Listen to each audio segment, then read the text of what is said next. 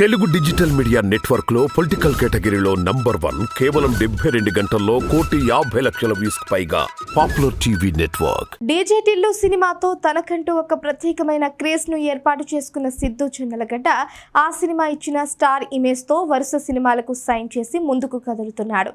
ఇక ఇలాంటి క్రమంలోనే డీజే టిల్లుకి సీక్వెన్స్ గా మరొక సినిమాని చేయాలని ప్రయత్నం చేశాడు. ఇక అందులో భాగంగానే ఈ సినిమా ఈ రోజు రిలీజ్ అయింది. అయితే ఈ సినిమా ఎలా ఉంది, డీజే టిల్లు ఎలాంటి సక్సెస్ అయితే సాధించిందో అదేవిధంగా ఈ సినిమా కూడా సూపర్ హిట్ అయిందా లేదా అనే విషయాలను ఇప్పుడు తెలుసుకునే ప్రయత్నం చేద్దాం. ముందుగా ఈ సినిమా కథ విషయానికి వస్తే, టిల్లుకి ఇంట్లో వాళ్ళు పెళ్లి చేయాలని సంబంధాలు చూస్తూ ఉంటారు. ఇక దానికి టిల్లు మాత్రం నేను ఎవరిని పెళ్లి చేసుకోను, నేను ఇలాగే సోలోగా నా లైఫ్ని ఎంజాయ్ చేస్తూ ఉంటాను అని చెప్తూ ఉంటాడు. ఇక ఇలాంటి క్రమంలోనే ఒకరోజు పబ్లో అతనికి లిల్లీ అనగా అనుపమ పరమేశ్వరన్ కలుస్తుంది.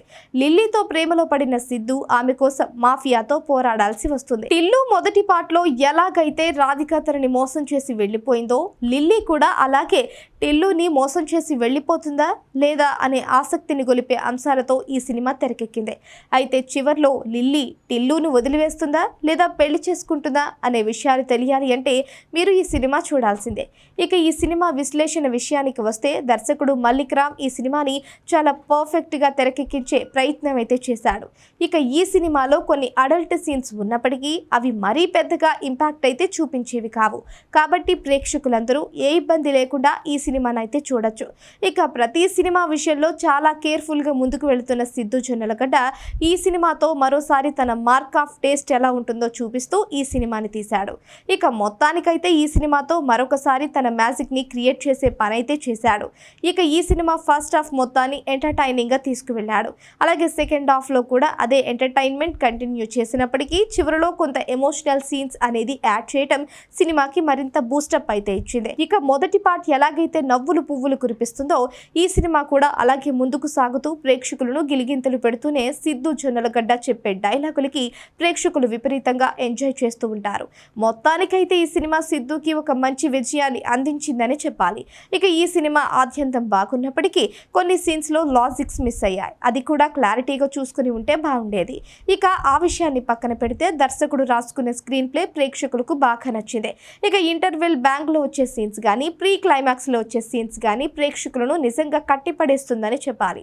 ఇక టిల్లు మొదటి పార్ట్ లో ఎలాగైతే కోర్టు సీన్ హైలైట్ గా నిలిచిందో, ఇక్కడ కూడా 1, 2, 3 ఎపిసోడ్లు హైలైట్ గా నిలిచాయని చెప్పాలి.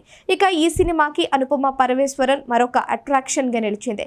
ఇక మొదటి పార్ట్ లో నేహా శర్మ ఎలాగైతే ఆ సినిమాను తన అందచందాలతో సక్సెస్ఫుల్ గా నిలిపిందో, ఇప్పుడు కూడా అనుపమ పరమేశ్వరన్ కూడా అదే విధంగా ఈ సినిమాని సూపర్ సక్సెస్ చేయడంలో కీలక పాత్ర వహించిందని చెప్పాలి. ఇక సిద్ధు అనుపమల మధ్య వచ్చే కొన్ని సీన్లు అయితే కామెడీని పంచుతూనే ప్రేక్షకులను విపరీతంగా ఎంటర్టైన్ చేశాయి. ఇక ముఖ్యంగా సిద్ధు జొన్నలగడ్డ ఫాదర్ క్యారెక్టర్లో నటించిన మురళి అనే నటుడు కూడా చాలా అద్భుతమైన పర్ఫార్మెన్స్ ని ఇస్తూ ప్రేక్షకులను ఎంటర్టైన్ చేశాడు. ముఖ్యంగా ఆయన చెప్పిన కొన్ని డైలాగులు అయితే ప్రేక్షకులను కడుపుబ్బ నవ్వించడమే కాకుండా థియేటర్ నుంచి బయటకు వచ్చినప్పుడు ఆ డైలాగులు గుర్తొస్తూ ఉంటాయి. ఇక ఈ సినిమాకి రామ్ మిరియాల అందించిన మ్యూజిక్ కూడా చాలా వరకు ప్లస్ అయిందని చెప్పాలి. ఇక మొదటి పార్ట్లో ఎలాగైతే మ్యూజిక్ ఆ సినిమా సక్సెస్ లో కీలక పాత్ర వహించిందో, ఇక ఈ సినిమాలో సాంగ్స్ అంత బాగా లేనప్పటికీ బ్యాక్గ్రౌండ్ మ్యూజిక్ అయితే కొంతవరకు ఓకే అనిపించింది. ఇక ఆర్టిస్టుల పర్ఫార్మెన్స్ విషయానికి వస్తే సిద్ధు జొన్నలగడ్డ 1 మ్యాన్ షో చేశాడని చెప్పాలి. మొదటి పార్ట్లో ఎలాగైతే తనని తాను డీగ్రేడ్ చేసుకుంటూ కామెడీని పండించాడో, ఈ సినిమాలో అంతకు మించి కామెడీని వర్కౌట్ చేశాడు. ముఖ్యంగా ఆయన చెప్పిన డైలాగ్ డెలివరీ కానీ ఆయన చూపించిన నటన గానీ నెక్స్ట్ లెవెల్లో నిలిచాయని చెప్పాలి. అందుకే సిద్ధు జొన్నలగడ్డ లాంటి నటుడు ఇండస్ట్రీలో ఉండడం నిజంగా ఇండస్ట్రీ చేసుకున్న అదృష్టమనే చెప్పాలి. తనకంటూ ఒక సపరేట్ మేనరిజంతో చాలా ఈజీగా డైలాగులను చెబుతూ తనకంటూ ఒక ప్రత్యేకతను క్రియేట్ చేసుకున్నాడు. ఇక ఈ సినిమా కోసం తను చాలా కష్టపడ్డట్లుగా కూడా తెలుస్తోంది. దాదాపు 2 సంవత్సరాల నుంచి ఇదే సినిమా మీద కసరత్తులు చేస్తూ మొత్తానికైతే ఈ సినిమా రిలీజ్ చేసి మంచి విజయాన్ని అందుకున్నాడు. ఇక అనుపమ ఉమా పరమేశ్వరన్ అటు గ్లామర్ షో చేస్తూనే నటనా పరంగా కూడా చాలా సెటిల్డ్గా నటించింది. ఎక్కడా కూడా ఓవర్ యాక్షన్ అనిపించకుండా తనకున్న పరిధిని దాటకుండా నటిస్తూ ప్రేక్షకులను గట్టిపడేసింది. మొదటి పార్ట్లో నేహా శర్మ ఎలాగైతే నటించిందో సెకండ్ పార్ట్లో అనుపమ కూడా తనకు ఏమాత్రం తీసిపోకుండా చాలా మంచి నటనను కనబరిచింది. కొన్ని సీన్లలో కన్నింగ్ యాక్టింగ్ ను కూడా చాలా అద్భుతంగా పర్ఫామ్ చేసింది. మిగతా ఆర్టిస్టులందరూ కూడా వాళ్ళ పాత్రల పరిధి మేరకు నటించి మెప్పించారు. టెక్నికల్ అంశాల విషయానికి వస్తే ఈ సినిమాకి మ్యూజిక్ ప్లస్ అయిందని చెప్పాలి. అలాగే విజువల్స్ కూడా ఈ సినిమాను నెక్స్ట్ లెవెల్లో చూపించాయి. ప్రొడక్షన్ వాల్యూస్ విషయానికి వస్తే సితారా ఎంటర్టైన్మెంట్ మీద తెరకెక్కిన ఈ సినిమాకి ప్రొడ్యూసర్గా నాగవంశీ వ్యవహరించాడు. చిన్న సినిమా అని ఆయన ఏమాత్రం ఆలోచించకుండా ఈయన భారీగా డబ్బులు ఖర్చు పెట్టినట్లుగా తెలుస్తోంది. ఇక ప్లస్ పాయింట్స్ విషయానికి వచ్చేస్తే సిద్ధు జొన్నలగడ్డ యాక్టింగ్, కొన్ని కామెడీ సీన్లు, సినిమాటోగ్రఫీ.